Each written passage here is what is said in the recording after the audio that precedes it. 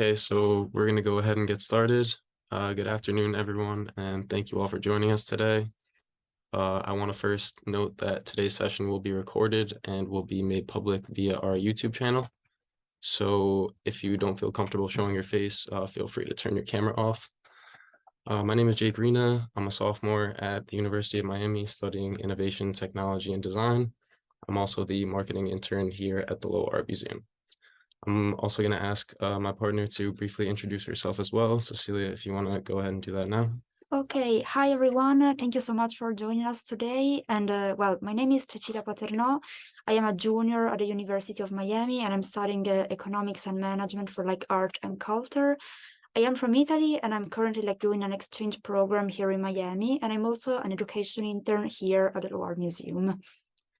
So the main focus of today's program is going to be discussing the emergence of AI technology as it relates to the world of art and museums. But before we get into that, we're going to give a quick rundown on how today is going to work. So we want this to be a discussion, not just a lecture. So feel free to use the raise hand function at any time. Otherwise, don't hesitate to drop thoughts or questions in the chat box whenever you feel like it.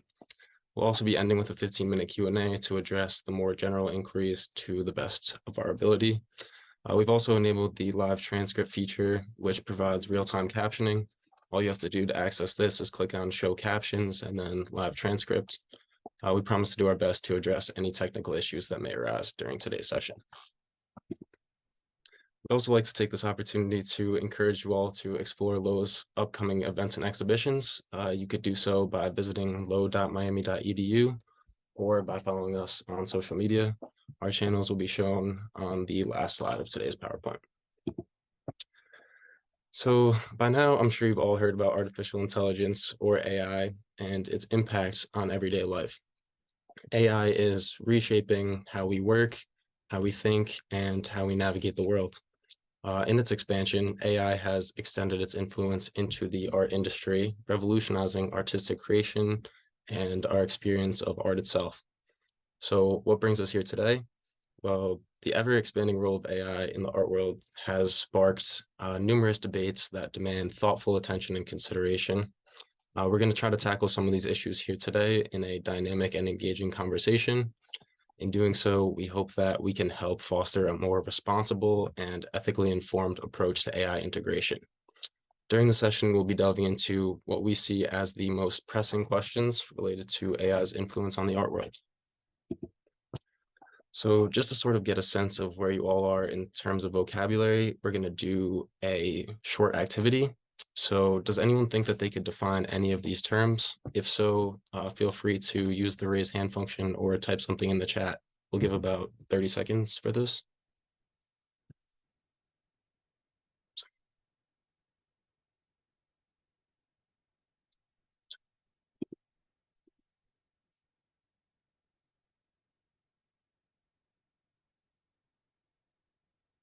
Okay, Frank, if you want to unmute yourself, you can go ahead and find any of the terms.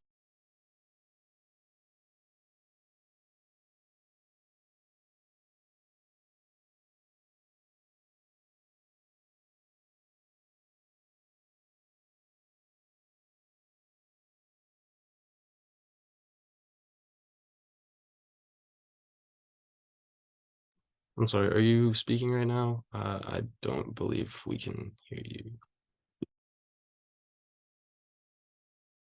Any better? Okay. Perfect. Can you hear me? All right, sorry about that. Just troubling with the mute. So data privacy, very familiar with that.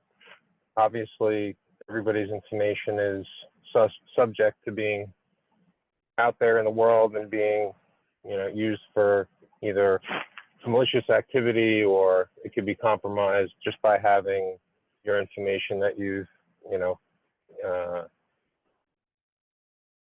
published through any one of a number of social media activities. It could be Facebook, it could be Instagram, or it could just be a credit card application that you submitted. That credit card company gets hijacked, you're hijacked. So data privacy is quite important. I think everybody saw when they downloaded the Zoom app that you had to sign on to allow cookies to be read. That means that if cookies are enabled on your phone, that means that, or your computer, that information is subject to being used by the agency that you're signed up with. So that's one of the terms that is very familiar to me.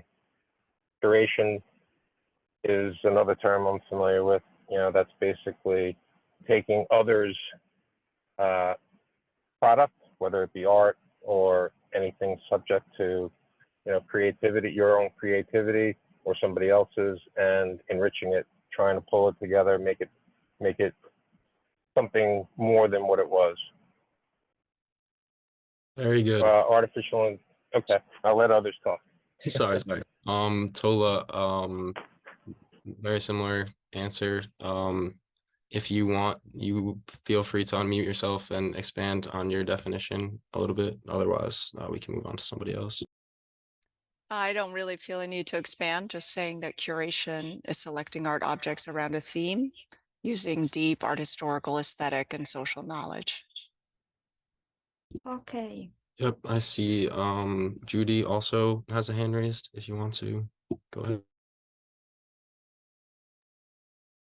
Hi, really quick. It's their AI independent teaching and learning, very creative. Use of many venues, generating its own computer.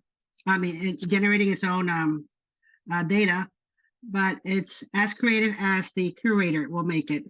So the curator is the person who's asking the questions and who is creating all the venues that the curator wants to learn from AI. And of course, the data privacy is a big question. And we all know what the situations where it can all go wrong. So that's like the key point that we have to ensure that we understand what's going on in that world. Very good.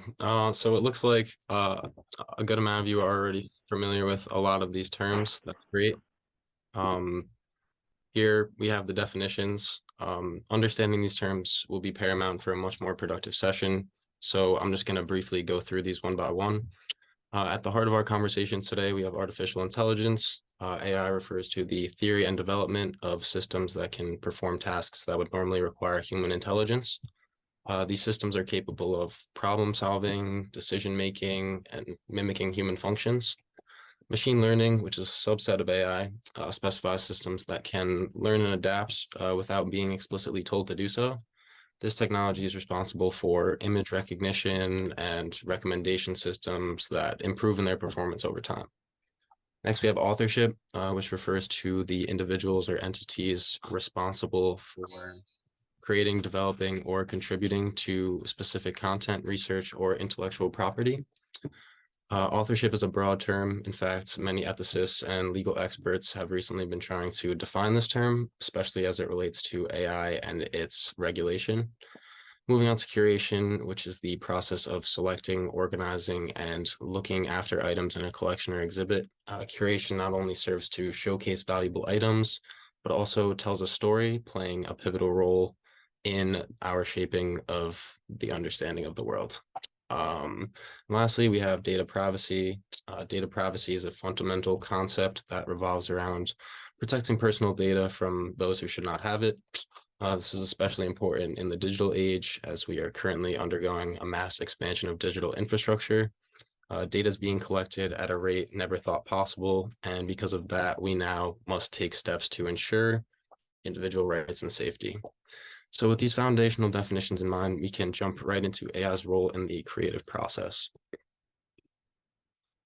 How many of you have used either Midjourney or DALL-E before? You can either type in the chat or raise your hand if you want to tell us what you used it for, how that experience went, were there any challenges, was it surprising at all? So we'll give some time for that. Okay, so we have a hand if you want to share anything. Hi there. I'm Dr. Agarwal from the medical school. I've used both. They're incredibly fun tools in order to create images for presentations or for websites or any creative project that you're doing. You literally just type in what you'd like, and it comes up with an interesting image. And the more specific you are about the style, like I want it in the style of a Dali painting or whatever it is, it'll generate it for you. Frankly, I've been using Adobe Firefly more so because it's free now through the university, and Dali is a paid product. It gives you a certain number of credits, but once you're through those credits, you have to pay. So Adobe Firefly, which is free through the university, I think is, it's better because it's free.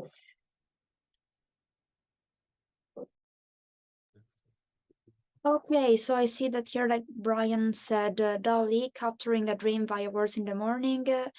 Well, would you like to expand a little bit? What do you mean by that? Well, I have some image, wake up with this image in my mind, and it used to be, what could I do? I could draw that and try to draw that or something. No way, but I can kind of describe it through words, type it into Bing, choose the one that most resembles what I saw, and it's sort of just a way of logging my dreams in a way, or especially a powerful image, and just makes it real. It's never quite what I, passing it through words is an imperfect tool, but actually it adds some interesting, connections to other people because words are owned by all of us. They aren't just my words. So anyway, that's the one thing I've used it for, and it's been quite a lot of fun compared to trying to write down a dream or draw a thing. I would say. That's very cool. That's very cool. It's a cool tool, yeah. So, yeah, thank you for all the responses. The reason I'm asking this is to show you that AI is no longer a distant concept. It's a tool that you've experienced firsthand.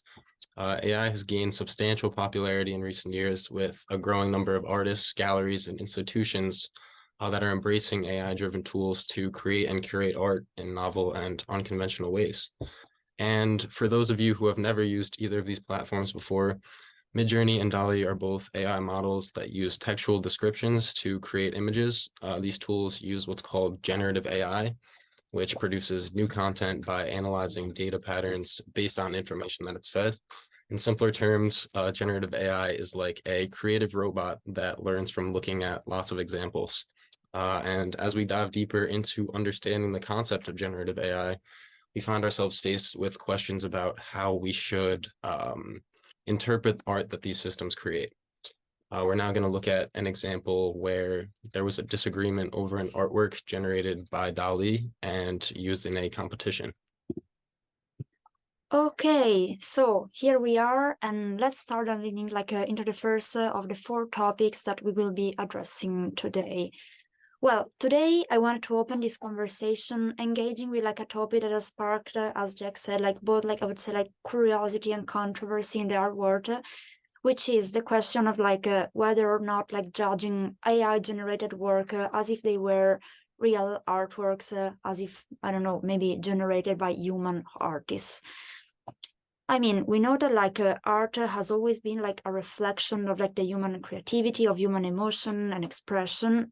However, we need to consider that as technology advances, it kind of blurs the line between the traditional and the innovative. And therefore, for illustrating this point, I would like to focus maybe for a moment on the recent and also intriguing case involving Boris Eldagsen, who is a German photographer who submitted an AI-generated photo to a prestigious photography competition and won. Well, he recently claimed victory in the open category at the Sony World Photography Award, which is a entry titled Pseudamnesia the Electrician. And you can see a picture, the AI generated picture, in fact, here in the PowerPoint. Well, Eldagsen then, after winning the competition, revealed that he actually used the image not for obtaining the award, but more for testing the competition boundaries and to initiate a discussion on the future of photography somehow. The organizer, of course, expressed kind of surprise at the extent of AI involvement, with Eldagsen acknowledging that he had been, we could say somehow a cheeky monkey for misleading them.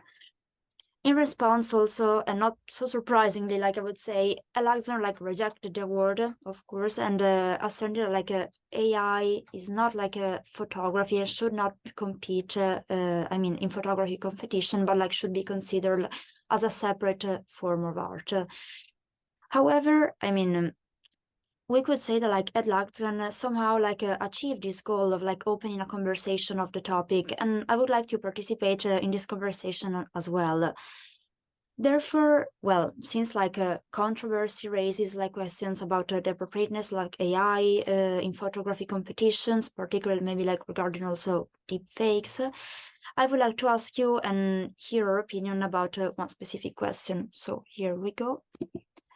Sorry. Okay, so do you think that like AI generated art should be judged maybe differently than human created art or not? And why or why not? What do you think about this general topic?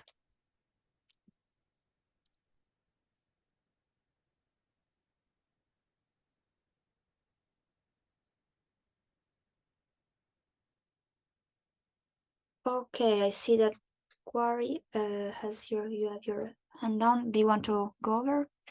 I was just going to mention that a lot of the current AI generated art is really reflecting human art, right? Because it's It taking is, yes. already what was created by human beings and just putting it together in different ways. So in that sense, it's really human created art. So I do feel like it should be judged a little differently. Yeah. Mhm. Okay, yeah, good point. Thank you. I see that like also Joseph has his hand on, if you want to speak. I think the main thing that separates like regular art and AI art is the effort, like behind it, behind creating it.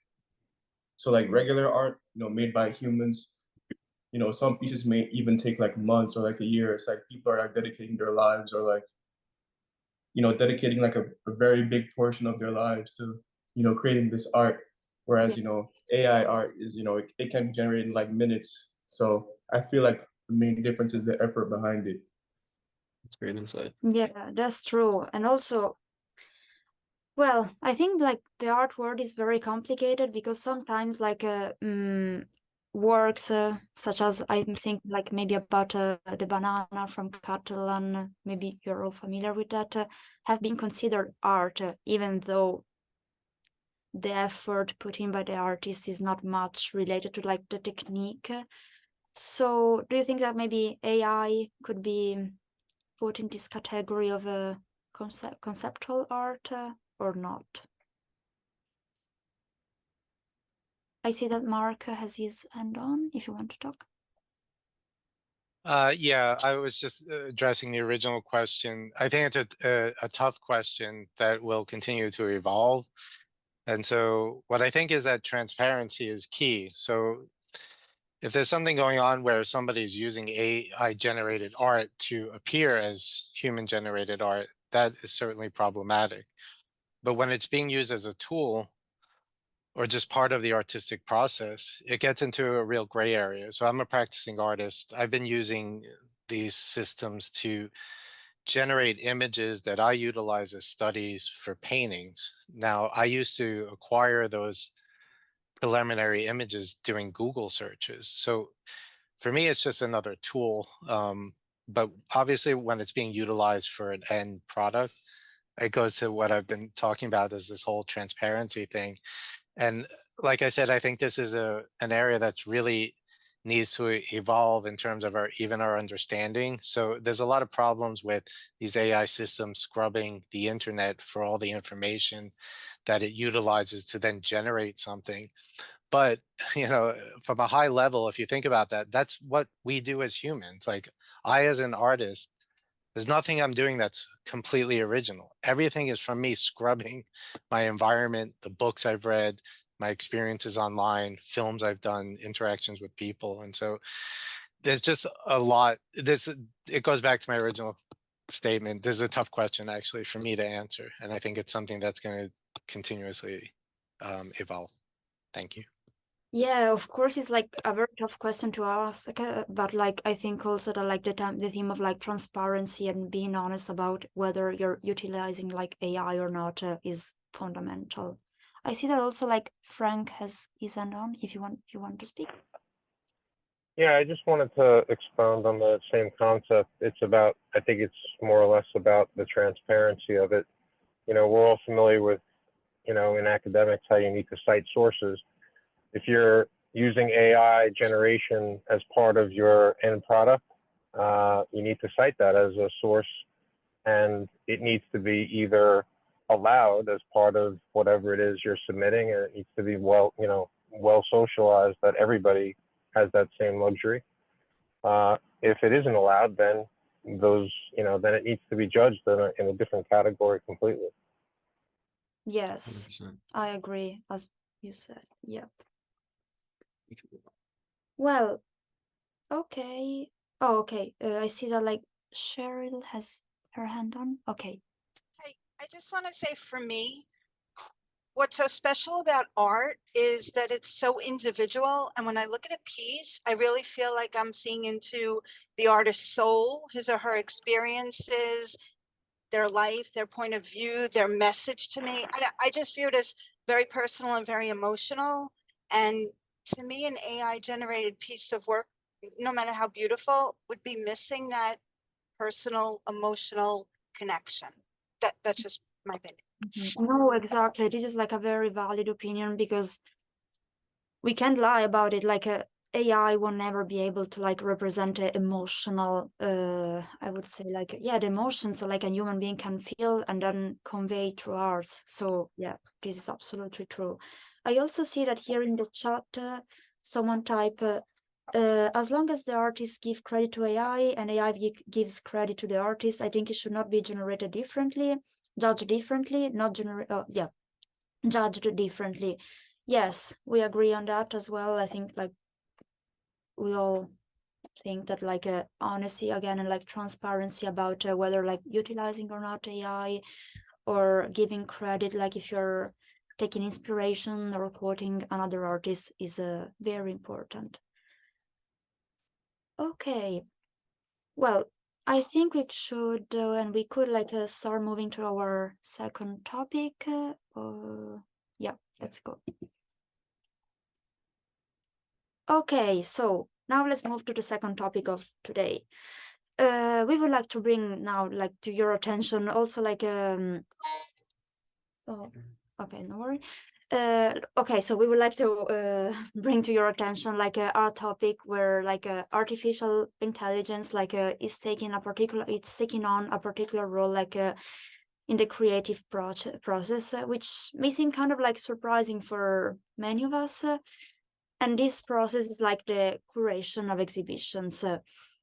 Well, we talked about curation a little bit before, but let me give you like a brief introduction about this topic. So maybe it will be like easier than for like understand why it is like so crucial that AI can actually like take on this role. Well, at its essence, I would say that like curation is the meticulous selection, arrangement, and overall presentation of artworks in order to like create a meaningful and cohesive narrative. In simple terms, I think that like we can think of curating an exhibition as writing maybe a paper in real life, where the sources are the artworks and the final outcome is like the actual exhibition. Initially, like the curator maybe like selects a significant artworks, which are like all connected to a specific theme where like they want to focus the audience on. And then they move to like creating something new where the most relevant and significant aspects of like the artworks are highlighted. The curator, therefore, we could say that like serves as both like a storyteller and a guide, shaping like the viewer's experience and offering like a curated journey through like the diverse realms of artistic expression. So again, why is like a curation so crucial in the realm of exhibitions? Well, a well-curated exhibition like can transform a collection of individual and single artworks into like an harmonious dialogue, providing a narrative thread that ways like through the gallery space. inviting also viewers to explore and connect with the art on like a deeper emotional level. A well-created exhibition can also allows us to perceive like the richness and the complexity of like artistic expression. And it can also like invite us to see beyond like the surface, fostering, I would say, like a greater understanding of the cultural, historical, and also like personal context that shape maybe each artwork. In the end, I think that like we could almost say that like curation breathes like life into a collection, giving it like a voice and allowing it to resonate with like the hearts and minds of those like who engage with it. Okay, so well, getting back like to where we started, I think that like regarding to the controversial theme of like using AI for creating exhibition, we could use, as you see here, like the Nasher Museum's case as a great example.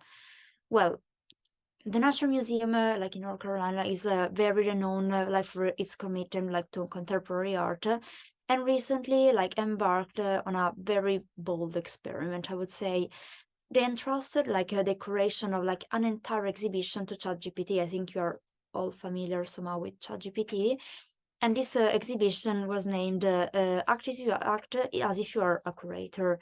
Instead of like relying like solely on the eye and on the point of view of a human curator, we could say, the museum harnessed the creative potential of a machine learning program, ChatGPT. So the AI curator, at this point, we can call it this way, employ like a vast data set of like historical artworks, contemporary pieces, and critical reviews in order to like create like an overall exhibition to show to the audience of the museum. ChatGPT like also suggested like some themes such as utopia, dystopia, the subconscious, and dreams, and even a title for the exhibition, which was Dreams of Tomorrow. Well, I think that like even though like the results being remarkable, because basically like the AI creator created a new exhibition, there were like some negative aspects because there were moments when basically like the exhibition felt kind of disjointed because many artworks featured only the thinnest connection to the exhibition themes, and in the end this lack of curation left like the exhibition feeling somewhat like fragmented and kind of overwhelming. So then, oh sorry, well, it is like clear. No, what happened? Okay, no, well, again, after like this introduction about the National Museum's case and the role of like AI, that AI could have like in the creation process of exhibits, I would like to ask you, do you think that like should museum like use AI to create exhibitions? And also, what steps in your opinion, like could museum take to maybe address the concerns related to AI creation? What do you think about it?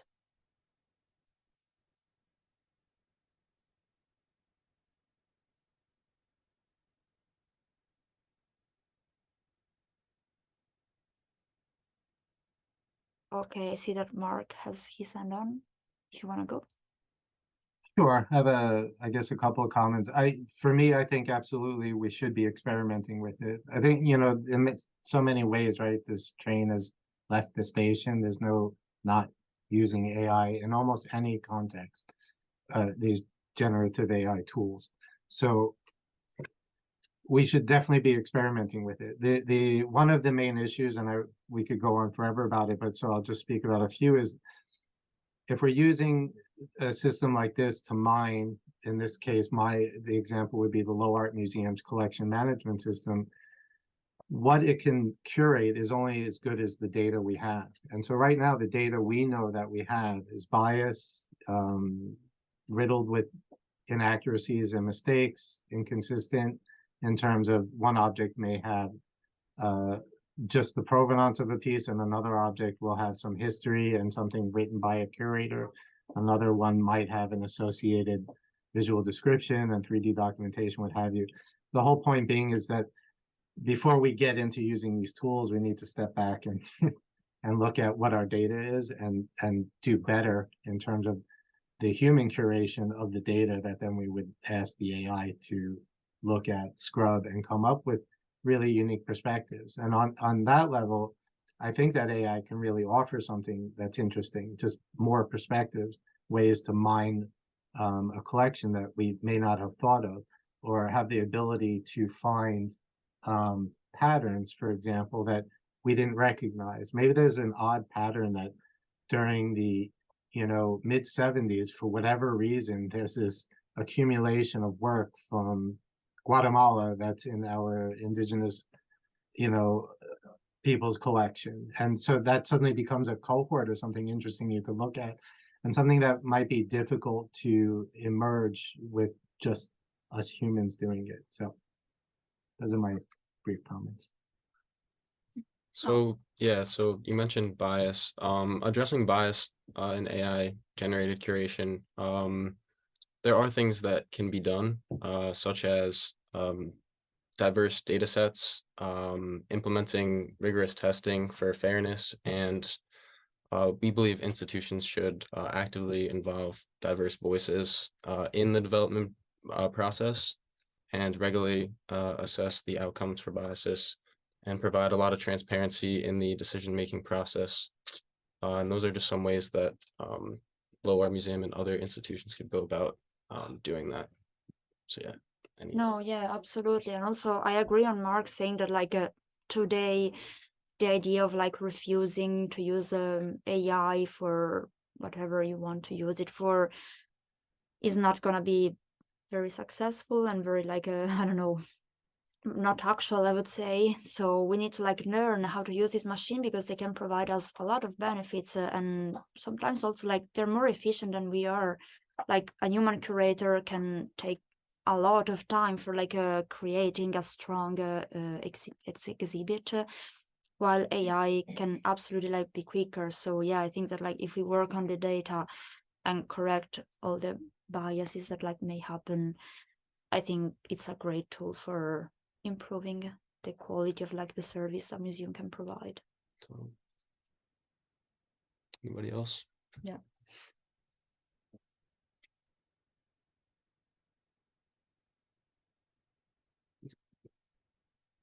Okay, well, thank you for your participation. Now I'll let Jake go over the other questions. Okay, so earlier this year, well-known artist David Sally conducted a thought-provoking experiment on AI. He wanted to see if a machine could learn to think like a painter, and if it could produce original images that would fool other art experts. So after months of working with this AI, he noticed that it began to transform, gradually adopting his unique style. And by the end of the experiment, it became unclear just how much of a role the AI was playing in the creation of these new artworks, thus sort of blurring the lines of authorship between the two. And this led Sally to discover a very pivotal and thought-provoking question, which is, how can we define authorship in a world of AI-generated art? Is it merely an assistant, or has it become a co-creator as well? And I'll give you some time to think. Feel free to share in the chat or raise your hand.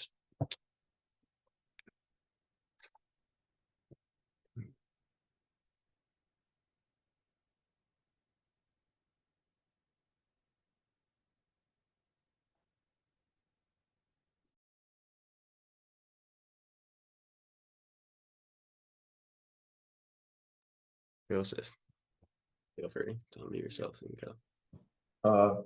I think it will always be an assistant. I think that AI in general is just an assistant as well, because I mean, not just talking about art, but we created AI to just be an assistant to us in general, to help us do things that would be tedious for us, making it less tedious so that AI can do it for us. So I think that as it pertains to art, it is an assistant, because I'm not sure who said it before, but somebody else said that artists are always drawing from inspirations. AI is doing the same thing. So yeah. Totally. Yep. Good insight.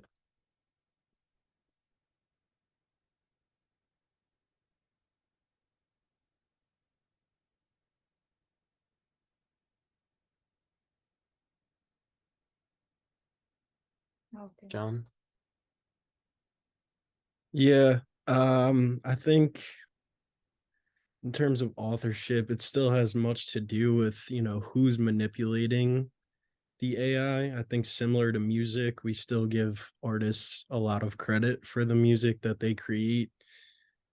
And obviously their supporting cast who helps them make it. But yeah, I think the music world has evolved in so many ways with all the new developing technologies that we have access to now. And I think art is going to continue to evolve in the same way. Yeah. Mhm. Mark, you want to add something?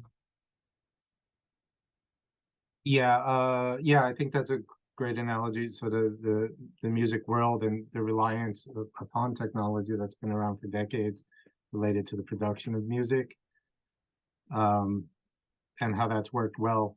So, in the end, authorship, I think, goes back a little bit to our earlier discussion related to transparency.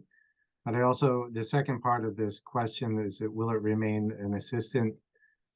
Its effects overall, I think, remains to be seen. And so for me, an analogy would be for me, the early iterations of the internet and even of Google and doing Google searches was actually profoundly better than it is now. And the reason I say that is because when it originally came out, it lacked all of the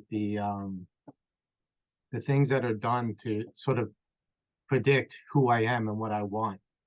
And it was really an open field and an open, completely subjective search that was happening. Right now, all these technologies now have built themselves out to put us in a bubble, constantly predicting what we need. And the reason I bring that up is that ends up limiting the exploratory process, right? Which gets to the heart of creativity. So, if the AI assistant starts moving in this similar direction where it's constantly in this predictive mode to give us quote unquote what we want, where's the exploration? And then where is what's unique, the authenticity and the creativity? And that becomes problematic. I know it's going a little outside this question, but I think it remain, it's so early in such a nascent stage of what's going on that it's hard to figure out the role it'll play. But I can see it actually playing a role that hinders our creativity, just like what's actually happening with all of our existing daily technologies that put us each in our own private little bubble. So yeah, we're gonna get into that later. Its role in creativity. Judy, you also had very interesting insight. Definitely a common opinion that it is difficult to see AI falling into one box or the other. So there's actually a lot more to this than you might think. Sally's experiment opens the door to a number of ethical dilemmas. For instance, who should own the copyright when AI is involved in the creative process? This prompts us to confront what is called a spectrum of authorship, where AI can range from a passive tool to an active contributor in art making. The spectrum can serve as kind of a guide to evaluate whether a human contributor has provided sufficient labor for a creative output. AI generated art also challenges the concept of originality. Some AI systems have been known to produce artworks that are similar or even identical to existing works. This raises the question of whether AI generated art can even be categorized as new and creative, or if its true nature is more imitative. In that case, should artists whose works were used to train these AI tools be compensated as well? Although the legal implications of AI generated art are not fully resolved, different jurisdictions have different rules for determining the compensation of AI generated works. For example, in the US, it was ruled that art created solely by AI cannot be copyrighted, while other countries may have different perspectives. Many people believe that copyright should be addressed on a case-by-case basis, considering factors like intent and the degree to which AI was used, while others believe that both humans and AI should share ownership, acknowledging both parties as active contributors. Either way, there's still a need to adapt a new legal framework that clearly defines the answers to these questions. For the sake of time, we're going to move on to the personal data section. So our last topic for today, which is the usage of personal data.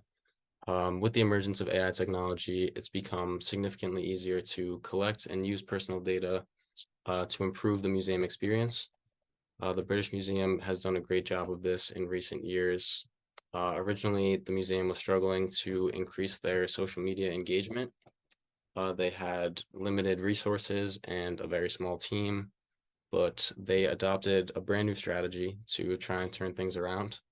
They leverage personal data through various methods such as online forums, cookies, CCTV surveillance, and third-party platforms. And in doing so, they were able to gain insights towards visitor behavior and preferences.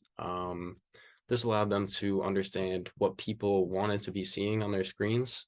They knew what content users liked, and they knew what users skipped over. And from that, they were able to entirely revamp their marketing strategy and create a much more personalized experience for visitors. The British Museum now has 2.2 million followers on Instagram, which is extremely impressive.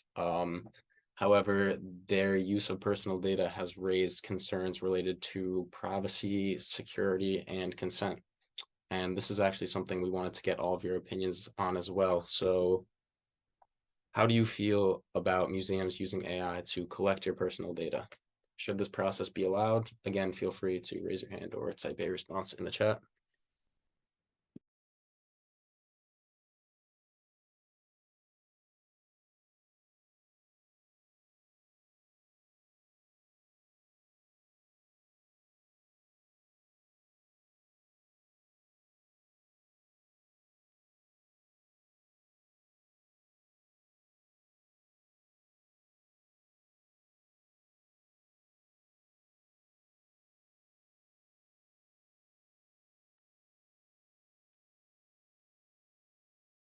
So yeah,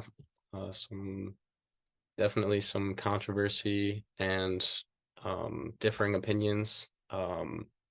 Consent is important. Yeah, we'll get into that. Slippery slope. Yeah. Okay. Yeah. John. Wait. Thought there was a hand. Yeah, I read that here, like Mercy is saying that like so many other ways it is like already done. And this is true. Like, I mean, a lot of companies like constantly ask us for like personal information, use cookies every time they know exactly how to target us. So on one hand, we could think like, why should a museum do it as well? But also we need to think like to remember always that like museums have a different role in society than like companies, so they try to bring like a different values to their audience. So I think that this makes like the situation a little bit like more complicated somehow. Yes, exactly. Everybody else is doing it. Why wouldn't they? Yeah, maybe because of their mission sometimes, but yeah, again, so it's complex. Yeah. So, oh, Mark, actually, you got a hand. So Yeah, I'll just mention quickly, there is a lot of data that, for whatever reason, in the United States, that museums actually hold an extremely high level of trust with the public. So this is done survey over survey for almost 10 years now. It's gone down just a little bit, but it's in sort of the top three types of institutions that people have trust with. So I think for museums that they do a lot of this already, you know, collect data in all sorts of ways through visitor services, but it's an area that I think if they dive more and more into and they start to just become like any kind of other sort of for-profit marketing machine, they should think about mission alignment and this idea of public trust in who we are and what we do. It could become problematic the more and more they dive into this arena. totally. Yeah. Also, Dimitri said it's mostly permission marketing research, but what does it say about algorithmic subjugation of cultural value to Instagram followers and other social media metrics? So yeah, It's tricky. There's a lot of positives and negatives to the collection of personal data. But I just want to briefly explain how the process of data collection works, just to give you a better understanding. So different museums use different methods of collection, but one of the most common ways is through visitor tracking. Lots of museums use cameras and sensors to track movements, seeing where in the museum people spend the longest amounts of time and where people tend to spend the least amount of time as well. But it actually gets a lot deeper than that. So museums will go as far as collecting demographic information, sometimes without explicitly informed consent. They'll then use this information to determine which audience to target their marketing strategies towards. And this could leave certain groups underrepresented in the marketing process and puts a large amount of data at risk of potentially getting breached. However, there are benefits to museums collecting data as well, such as more tailored experiences and more efficient resource allocation. Yeah, so sort of like what you said, Judy, I think it's kind of a mutual benefit in that sense, to where, yes, museums want to drive engagement, but they also want to create a better experience for the visitors. So that is why we have to make substantial efforts to mitigate these risks. This could be carried out through increased transparency, Mark, like you were saying earlier, as well as the provision of appropriate resources dedicated to ensuring safe data storage and security. So, yeah, okay. No, I also hear like Tola said, like, yes, museums are here like to educate, not to sell. And this is true because like museums usually like don't use like metrics or data collected like for, I don't know, targeting like a more specific product for you, but usually for providing a better offer, like a better quality of the service that like museum offer. And this can like represent a benefit also like from the global audience of museums, which could be like the local community, an entire city, visitor from different countries. So I would see this interaction in a positive way. Yeah. Mm-hmm. Yeah, Dimitri, thank you for answering that question for us. Yeah, there is already development of robots capable of creating physical art, such as painting and sculpting. That's still in the early works though, but I'm sure we'll be seeing a lot more of that in the coming years. It's 4:50. I'll just mention though, even if you take a, data from 3D documentation, you're doing a 3D print of that, right? I mean, we have 3D prints out in our galleries of objects from our collection. Yeah. All created through technology. So yeah. So Nico, you asked how does the process of creating AI art actually work? That's a great question. So put simply, AI creates art primarily by using algorithms that are trained on huge amounts of data. By studying this data, the system can make new configurations based on patterns, styles, and aesthetics that it learns. These systems are adaptive, which means that yeah, they can learn and improve as they go. So platforms like Midjourney and DALL-E are dependent on this concept, and every time someone uses the system, it'll get better and more precise. So yeah, we're getting a lot of questions, so we could honestly just move right to the Q&A. Yeah, if you have questions also like about other topics, this is the time, I guess. Okay, I see that like also like here Tola is asking, one of the images on the slideshow was created with DALL-E, right? Well, yes, and also I think like yeah, I created, I think part. it's around half of the images were created with DALL-E. This one right here, museums using personal data. Let's just quickly go back through them.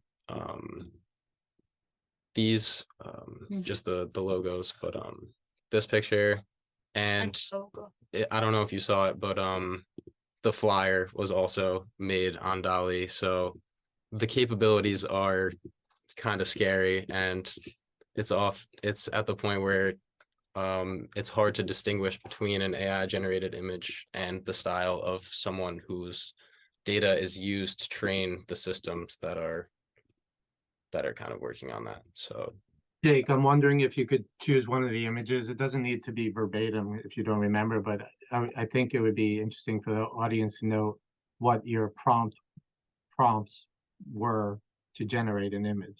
Totally. So for this one, right here, I think it was something along the lines of AI robot looking at screen with data on it.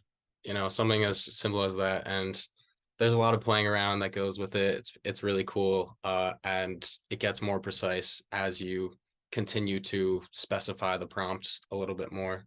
So you could really get whatever you want out of the image if you take the right amount of tries.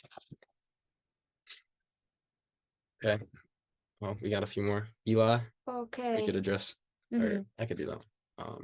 So how is AI being used in the restoration and preservation of art?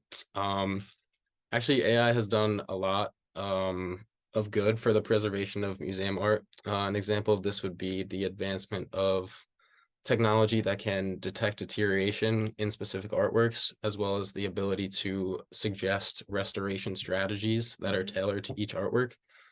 This is done through the analysis of visual data and its comparison to a larger data set. And one of the main challenges associated with this would be the need for diverse training sets, which could be time consuming and tedious. You want to? Oh no, I also like remember reading that like regarding like the conservation field of artworks, like AI can also like help sometimes to help us understand how the maybe some paintings were in the original state before, so it can point like in the right direction, the restoration interventions that needs to be done. And also it's very useful for improving like the efficiency sometimes of the conservation process, for instance, like when museums like to do their inventory of their artwork, so it can speed up the process and give a substantial hand to the people on that field. Totally. Ayla, addressing your question about data transparency, museums can address or enhance transparency through a variety of different methods, such as clearly communicating the data collection practices that your institute is doing on your website, or providing detailed privacy policies, offering opt-in, opt-out choices for visitors.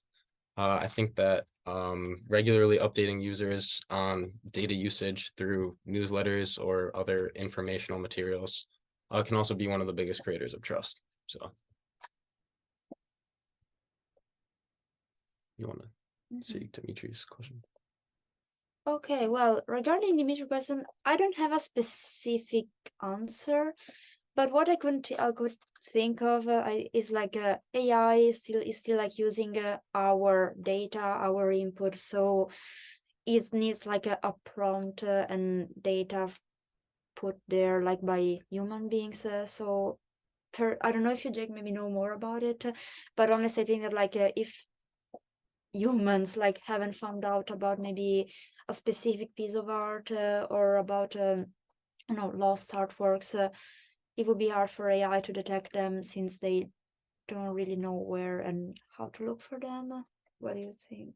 I'm gonna be honest. Can I elaborate a little bit? I mean, in the sense that works by masters have been discovered, in strange places, and since it's so style sensitive, I would be surprised that just based on images out there of works that someone hasn't tried to deploy an AI to find a lost master that's worth millions of dollars is what rather than, so I don't know if it would be a prompt or some sort of bot that would just like the bots that scrape to create large language models, one that would be specifically looking for stylistic similarities. I wonder if anything has been done on that kind of research.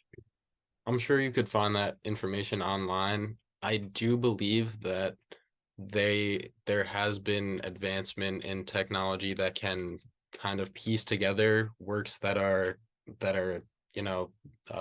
damaged or hidden in some senses. But yeah, that's something that if you look up, you should be able to get information on. I also see that like Frank has his hand on if you want to talk.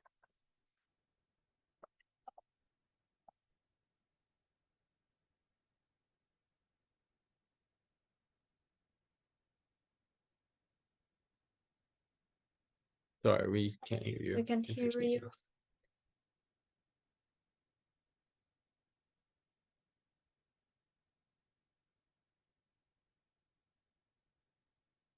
How about now? You hear me? Okay, yes. Yeah, we got you. Sorry, I just wanted to go back to something that was touched on earlier, which was that concept of sort of inspiration and authorship. Mhm. I think that line is going to become very difficult to conceptualize the longer that this information continues to grow almost at an exponential rate, because there'll be that much more data and it'll be that much more machine learning that's crunching on the data. I mean, today, even myself, if you're looking at a piece of work that I might put out there, it would be hard to predict what inspiration in my own life, right, contributed to whatever the piece was that I was putting in. Think about it on a larger scale when you're using an AI model.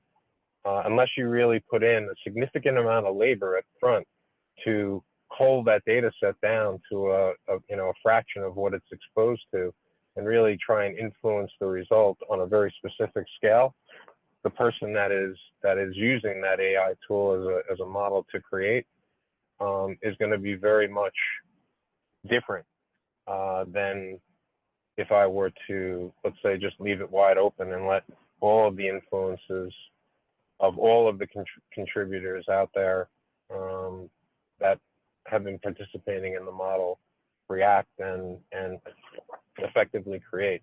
I think it becomes a very difficult problem to draw a line in the conception of how and where the inspirations came from when you're looking at AI generated art versus personally sort of human created art, if you will. But at the end of the day, like I said, no one could really say for certain what the inspirations were in a piece that any human individual created either. You could infer, but it could be any glimmer of any experience that person experienced over their entire life. It's true. Mhm. Yeah. So, it is AI generated image doesn't really have like it's not inspired by anything. It's purely pattern recognition. So in that sense, it's kind of different and needs to be what's the word? Looked at differently, I guess. And there's no external influence that is evident in human creativity. So it's just a reflection of associations and patterns in the trading data. Yeah, also I think that like I mean in the past artists like have always like quoted each other, took inspiration from like other artists' work, but today like it is becoming like more relevant because we need to like find I think a way like for regulating this phenomenon. So yeah, I think it's like a field where much will still need to be like discussed and regulated again. Sure. Yeah. We will take one more question just for the sake of time. Yeah. Oh, Joseph. Yeah, if you want to quickly go and say your question. So we all know that AI like it evolves at like a rate that we can't really put a finger on. So considering that, what are some concerns that you have about AI AI, like, as it starts to become, more popular and it starts to evolve more? Right. So for me and Cecilia, I'm not sure if you have a different opinion on this, but for me, I would have to say that job displacement right now is the biggest concern. According to the Government Accountability Office, I think it was 47% of jobs are at risk of automation. So this is something that a lot of government agencies are working to mitigate. So hopefully they'll be able to find some sort of solution to this. I do know that they're working on creating a series of safety nets and retraining programs to aid those whose jobs have been displaced, but they're going to have to do a lot more than that because there's a huge risk to people of all industries, including art. Yeah, in my opinion, like another significant problem that like may occur if like AI still continues like this rapid growth could be related to like the general theme of like fake news and fake data available. Because I mean, let's think about like the case of like Boris Eldagsen. I mean, he was able like to win a competition were judged like by an audience of experts with an AI generated picture. So what could happen maybe if like a less, I would say like a more like uneducated public or audience so an AI fake generated, I don't know, fake news or a fake document. I mean, the impact could be dangerous if we don't like find a way for like regulating in a very strict way. I mean, the implications of AI. So yeah, I think that's like this should be like this concern like should be addressed somehow. Totally. Okay. Oh, I read it here. Judy wrote, just curious, how is UM educating their art students and for that matter, other creative learners in the use of AI in their chosen fields? Well, I am not like an art student, like in the actually like a fine art field, I would say. But what our professors maybe are trying to, I mean, tell us, I don't know if it's the same case for you, is to use like AI in a way that is like responsible somehow. They stress a lot, like they say, if you want to use AI for maybe enhancing the style of your essay or for gathering some information, you can do that, it's okay. And it's like a great way for like also finding new information for, again, like increasing like the efficiency of your study process. But also they are like trying to make us feel very responsible of like the final output. So they say, whatever you submit is like entirely yours. So use AI, but do it like wisely and I mean, in a responsible way. Use it like as a tool, but like don't let it substitute yourself because it won't ever like be able to like fully substitute yourself in the academic world. So yeah, just to quickly backpack off of that, I think that UM is very hesitant to start teaching us about AI's use because there's still a lot that we haven't figured out yet in terms of its regulation. I know that there is a group coming from the law school that is working over the course of the next semester or two on developing a framework for UM's suggested use of AI. And I think that once that comes out, teachers and professors will be a lot more likely to integrate that framework into their lesson plans. Yeah. So far, yeah, they're just like promoting, I would say, like a responsible and kind of limited use of AI. Yeah.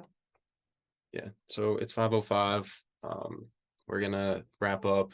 Thank you guys so much for coming. It's been a great session. You want to go to the last slide real quick? Yeah, I think we can just move to the final question, like final, yeah, part of our conversation of today. And well, I would say that like today we had like a lot of interesting and valid opinions, and there was, I would say, like also a great diverse range of perspectives on this topic. And thank you so much again for your participation. In conclusion, what I would like to point out is that AI and its relationship with the world of art and museum is a very like captivating frontier filled with like numerous open opportunities and challenges. And it also like invite us to rethink what it means like to be creative, how art evolves, and how we kind of like interact with technology. And so as we move forward, what I would say is like encouraging all of you like to explore this space, whether you're just like an artist, a technologist, or simply like an art enthusiast.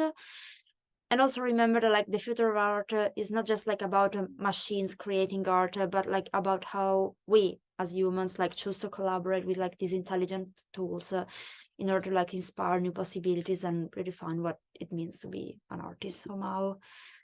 So thank you again, for your amazing participation. We would love to hear your feedback on this program. So you can either use the QR code here, and yeah, for getting the survey, or look up for a follow-up email from the law with a survey LinkedIn. Have a wonderful rest of your day, and if you're interested in also following the law social media account for keeping yourself posted, here we put the account, the official account of the museum. Yeah, Thank also, you again. yeah, feel free Jake to. and Cecilia, can I just say one thing really quick? One, thank you so much. Great job, and you have both been amazing to work with, and this is a great outcome of the work you've done with the Low Art Museum. So thank you. I just want to mention also, I just put a link in the chat to everyone.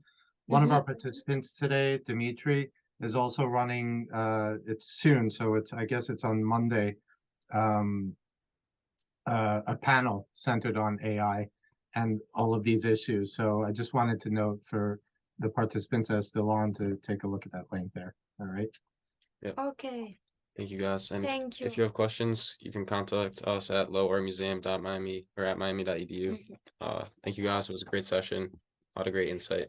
So Thank you so much. It was wonderful. Thank you.